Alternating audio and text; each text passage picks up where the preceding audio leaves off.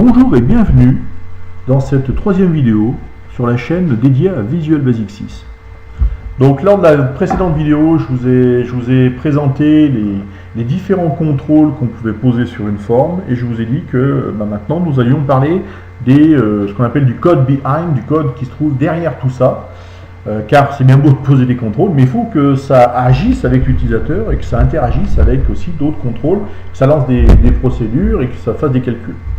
Donc, derrière tout élément graphique, puisque ça, la forme est un élément graphique, un bouton est un élément graphique, une zone texte est un élément graphique, etc.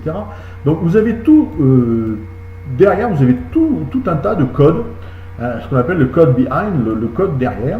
Et le code behind se détaille principalement en procédures, des procédures, ce qui fait que les procédures sont de deux catégories. Vous avez les procédures normales, je vais dire, et les procédures événements.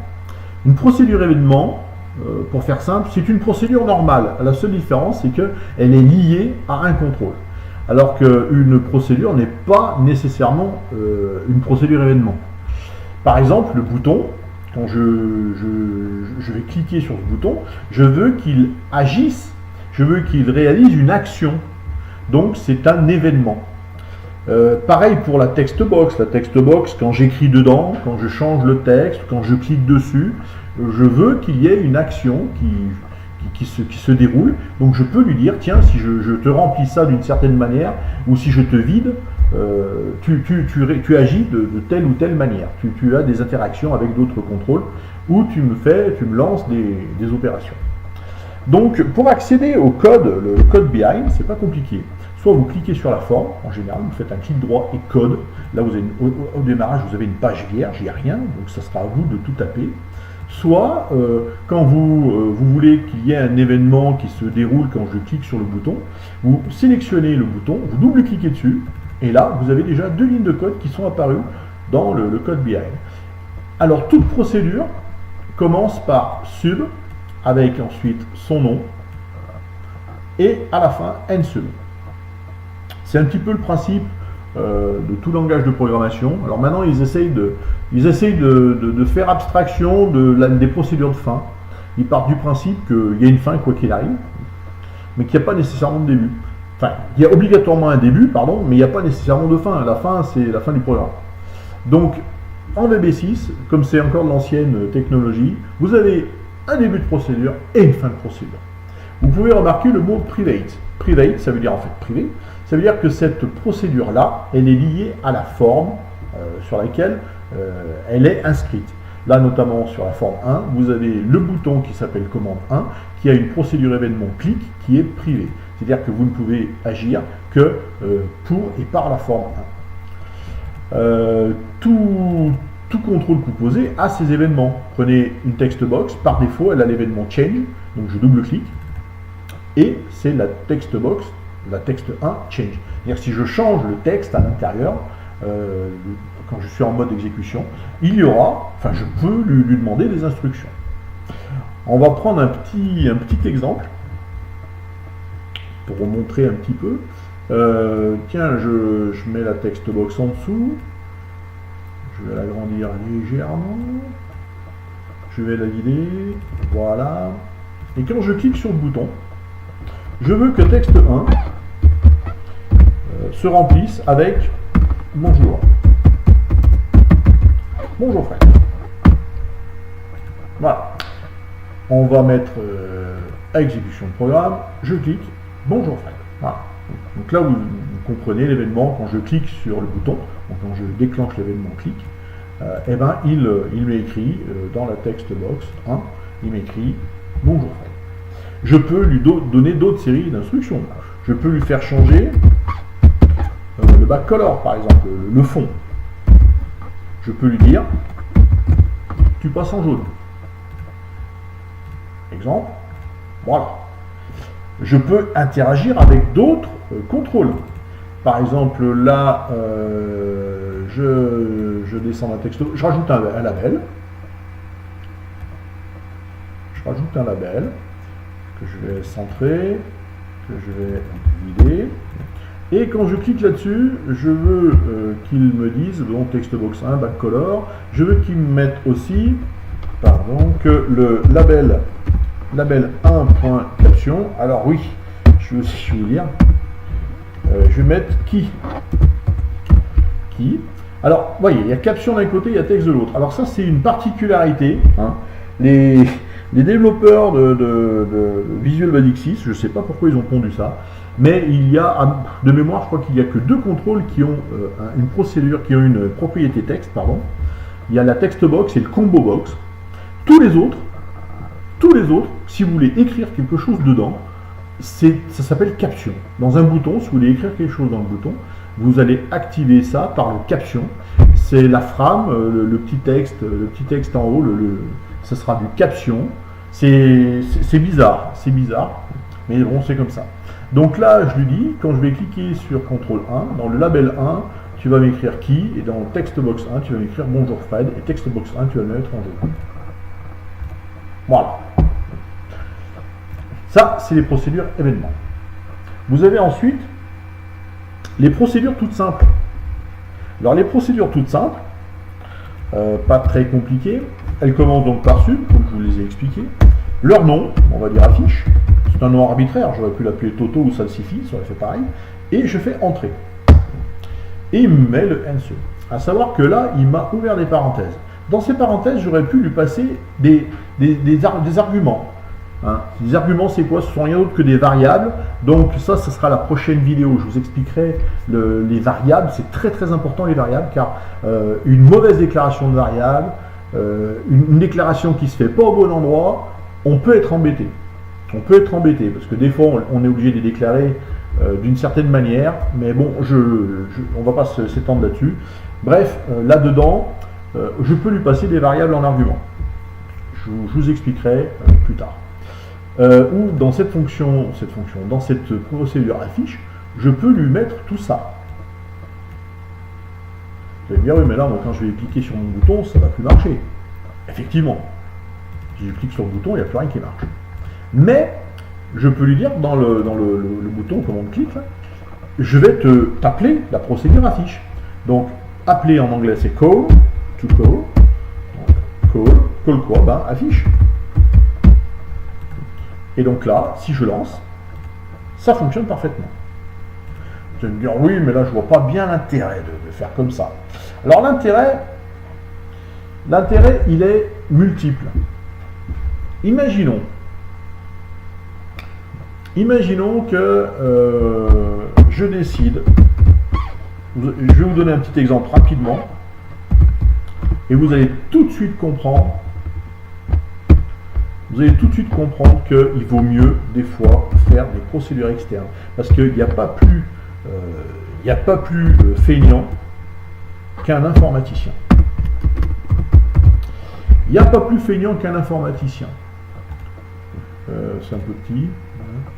C'est-à-dire que si on peut s'éviter de faire du code, si on peut se faciliter la vie, à éviter de répéter les choses, on est gagnant à force. Imaginons que vous ayez besoin, ici, non pas de un bouton avec un label et une textbox, mais de 4 boutons et de 4 labels et 4 textbox. Donc là, il va me faire des lignes, c'est normal parce que je fais un copier-coller, il va me demander si je veux des groupes de contrôle, et je veux pas. Donc, alors la réponse est non, non et non. Donc ça, voilà. Je vais agrandir un peu plus. Je redemande. Non, non et non.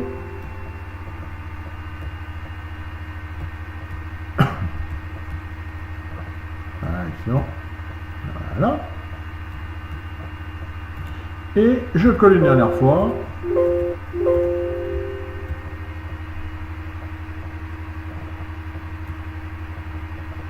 Voilà. Donc j'ai commande 1, commande 2, commande 3, commande 4, label 1 avec le texte box 1, 2 pour 2, 3 pour 3 et 4 pour 4. Maintenant, dans le code, voilà ce que on peut faire. Là, vous allez me dire, voilà, dans commande 1, je fais ça. Et je vais lui dire commande 2, commande 3 et commande 4. Alors, commande 2, voilà, et voilà. En sachant que là, donc c'est 4, 4, 4, 4, 4. Donc vous voyez le code que je suis en train de taper. À la base, je fais du copier-coller, hein, on est d'accord, mais ça veut dire que j'ai des lignes et des lignes de code.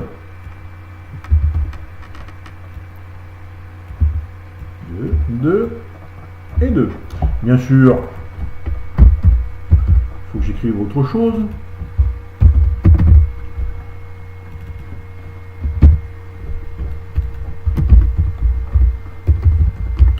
Voilà, consola, Arial, consola, machin. Bonjour, Louis. Bonjour, Toto. Et bonjour, Robert. Bon, j'ai rien contre Robert, Toto, Louis. Hein. Ici, ce sera donc 12. Ici, ce sera donc 10. Et ici, ce sera du Toledo. C'est une police que j'ai sur mon ordinateur, c'est pour ça que je l'appelle. Donc Arial, Consola, Arial et Toledo. Il y a du yellow, du red, je vais demander du green. Et je vais demander quoi là, le backcolor du white. White hier. Bon, j'ai pas des couleurs, j'ai pas de couleurs qui me viennent à l'esprit. Blue. Blue. Ah, non. Je vais pas enregistrer. Donc voilà, donc ça j'en ai pas besoin. Donc vous voyez le sub-affiche est vide, en limite on n'en tient pas compte. Et là, voilà. Donc j'ai écrit 1, 2, 3, 4, 5, donc 6 et 7. Et 1, 2, 3, 4, 4 x 7, j'ai écrit 28 lignes de code. 28 lignes de code pour avoir ça. D'accord ? 28 lignes de code. Alors vous allez me dire, oh, c'est pas la mer à boire. Oui, mais parce que là, vous avez vu, c'est que dalle comme projet. Maintenant, regardez bien. Je déclare une sub affiche. Et dans cette sub, je vais lui passer en argument, alors comme je vous ai expliqué, on peut mettre des arguments, un label en tant que contrôle, c'est un contrôle, avec un txt label en tant que string, une textbox en tant que contrôle, et le texte d'une textbox en tant que string. Je vais te passer une couleur. Donc de mémoire, c'est un chiffre, la couleur, c'est un long, parce que ça c'est des constantes. VB Blue, c'est une constante. Virgule taille police en tant que nombre entier. Et non police en tant que chaîne de caractères. Voilà. Donc ça, c'est ma procédure.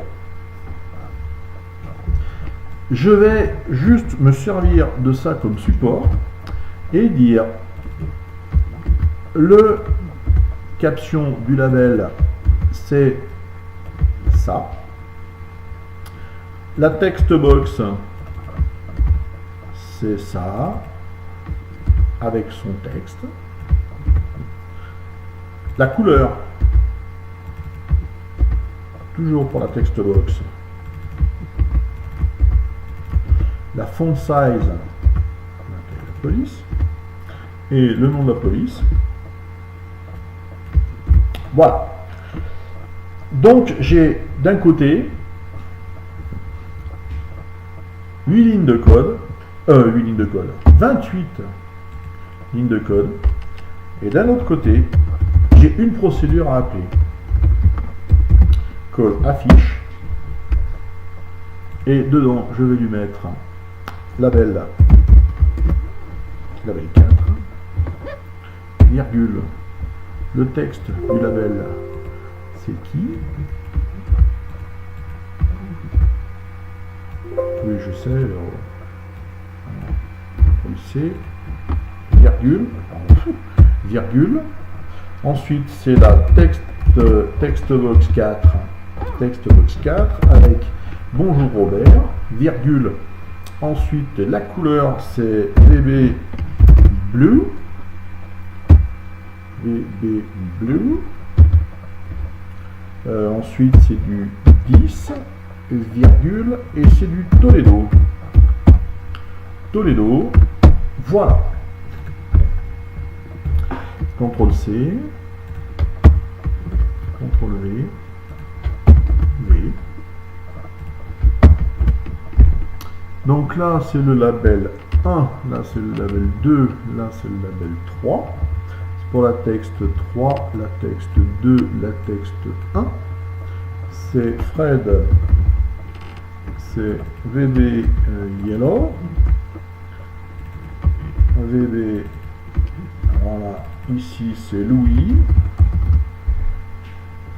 Et c'est Consolas. 14. Et quoi? Donc on n'a qu'à transposer tout le texte. Arial. Oula. Arial. Ça fait que ça maintenant, j'en ai plus rien à faire. Console à 14 VB Red de oui quoi? Texte de oui. Ensuite c'est qui? Oui, j'ai redit qui.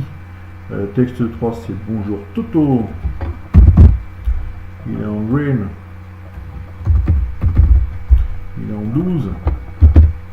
Il est aussi en Arial.